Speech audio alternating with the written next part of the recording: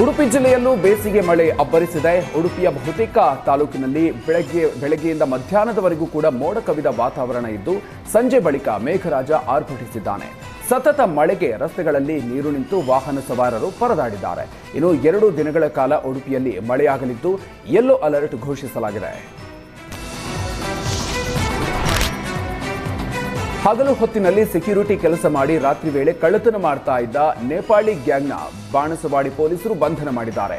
ಪದಂ ಲಕ್ಷ್ಮೀ ಶಾಯಿ ಹಾಗೂ ಮುಕುಂದ್ ಲಕ್ಷ್ಮೀ ಶಾಯಿ ಬಂಧಿತ ಆರೋಪಿಗಳು. ಬೆಳಗ್ಗೆ ಸೆಕ್ಯೂರಿಟಿ ಕೆಲಸ ಮಾಡ್ತಲೇ ಬೀಗ ಹಾಕಿದ ಮನೆಗಳನ್ನು ಗುರುತಿಸ್ತಾ ಇದ್ದ ಆರೋಪಿಗಳು ರಾತ್ರಿಯ ಸಂದರ್ಭದಲ್ಲಿ ಕೈ ಚಳಕ ತೋರಿಸ್ತಾ ಇದ್ರು.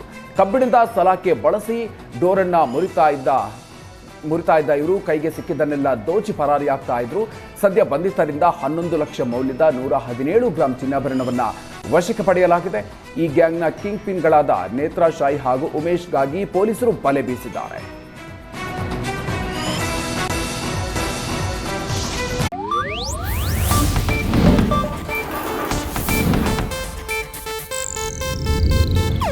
ಇದು ಏಷ್ಯಾನೆಟ್ ನ್ಯೂಸ್ ನೆಟ್ವರ್ಕ್ ಪ್ರಸ್ತುತಿ.